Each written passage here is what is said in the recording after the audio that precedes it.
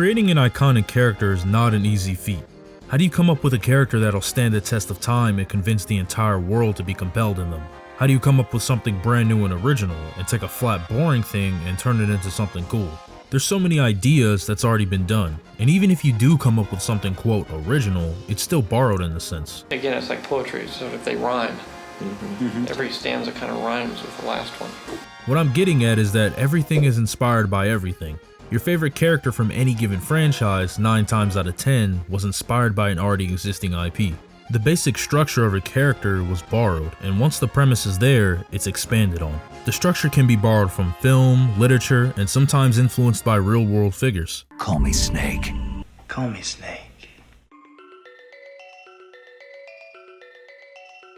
The creator of Popeye, E.C. Segar, was inspired by a man he knew back in Chester, Illinois. His name was Frankie Rocky Figel.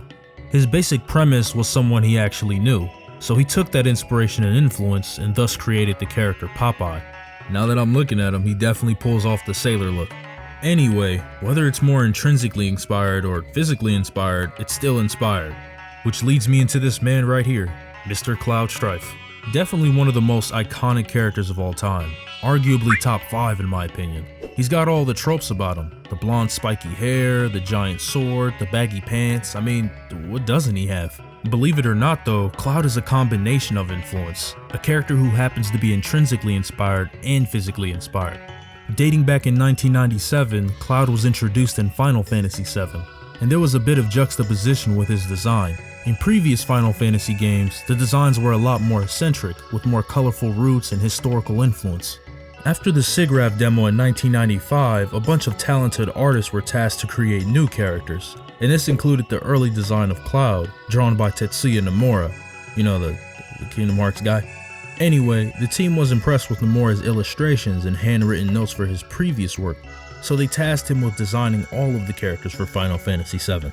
With Cloud, Tetsuya Nomura went for more of an overt anime-inspired design. This is where the spiky blonde hair and the giant sword came from, which definitely works. I mean, he looked a little bit like Zack, didn't he? Nomura's notes listed Cloud's job as a magic swordsman, and his design underwent several revisions, with one of them having slick back hair, as we saw before. Mostly to contrast with the long silver hair of the game's primary antagonist, Sephiroth, and to minimize the polygon count, but that's neither here nor there. His design was changed to the blonde spike to make him stand out more and emphasize him as the lead protagonist. In addition to that, the Buster Sword was depicted thinner in early designs, with a small chain connected to the pommel, and his pants resembled a Japanese hakama, as noted by the game's visual artist Yoshitaka Amano.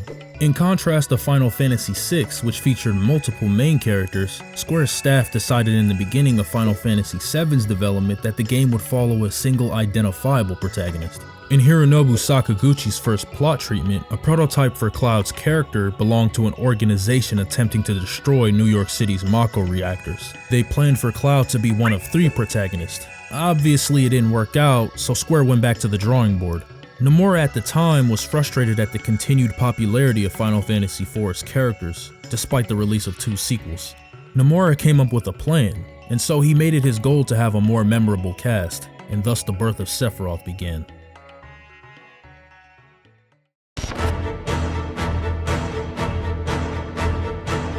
The contrast between Cloud, a young passionate boy, and Sephiroth, a more mature and cool individual, struck the team as intriguing. Though it's not unusual as a pairing, when designing the two, Nomura imagined a rivalry that mirrored Miyamoto Musashi and Sasaki Kojiro, which I think is super clean. In early scripts, Sephiroth would have deceived Cloud into thinking that he had created him and had the ability to exert control over Cloud's movements. This would result in Cloud injuring his teammates after becoming Sephiroth for a brief time. In the early concepts, the team had Sephiroth control Cloud to injure Tifa, leaving her with memory loss and a large scar on her back. Whatever the memory loss was for, we don't know, but it's safe to say that it would have played a huge role for the storyline going forward. This idea once again was scrapped though, for the false persona storyline as we know today. This later led Nojima, the game's writer, to create Zack Fair, a soldier whom Cloud aspired to be like. This was mostly done to expand on Cloud's backstory in his past. Notice how his design mirrors that of Cloud's original design. I'm glad they got to fit it in there somehow. So Nojima wanted to write scenes in such a way that players could decide what Cloud was thinking. and this culminated in Cloud's foggy thoughts providing details about the world that would be unknown to the player but considered common knowledge to its inhabitants. I think having kept a lot of these scenes and concepts would have made for a more chilling side of Sephiroth's character and added more hidden depth to Cloud, but I still love what we got either way.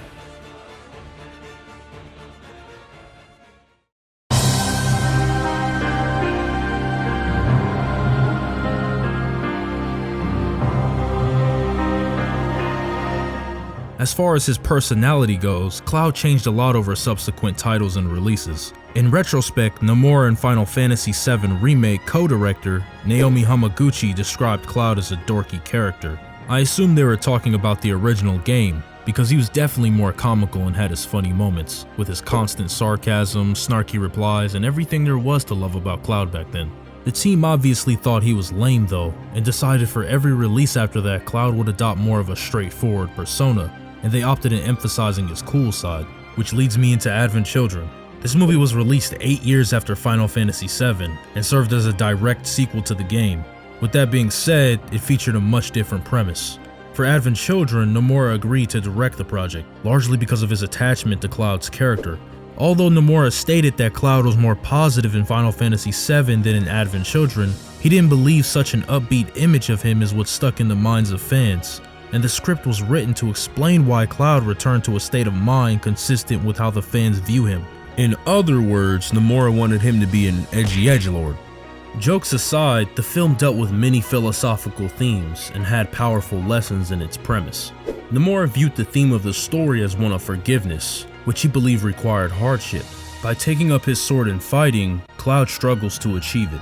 Cloud's withdrawn personality was depicted by him having a cell phone, but never answering any calls, as noted by the film's writer, Kazushige Nojima. In addition, his design also changed dramatically from Final Fantasy VII to Advent Children, and about 30 different designs were made for Cloud's face and hair. In the end, they wanted him to look more realistic. So that's what we got.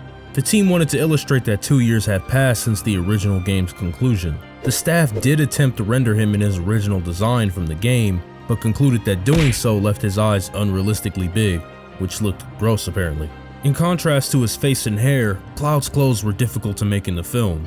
The staff wanted him to wear something designed for action, so they began working on the idea of a black robe, eventually paring it down to be a long apron shifted to one side. Out of all the revisions though, his sword got the biggest changes. His new weapon, the fusion swords. They were based on a joking observation that the Buster Sword was so tall, so in the sequel he should use sheer numbers instead. Early storyboard concepts included Cloud carrying 6 swords on his back, but the idea wasn't logically thought out how he'd use the 6 swords. So instead, they combined all 6 swords into one, making them interlocked. They can be detached and used like so, as seen in the film. Also, Cloud has a cool motorcycle.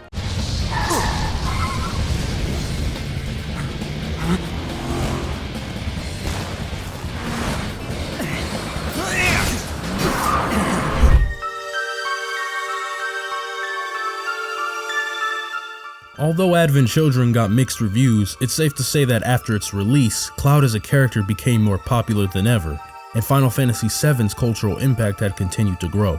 So, what did this mean? Well, it obviously meant that more people wanted Final Fantasy VII.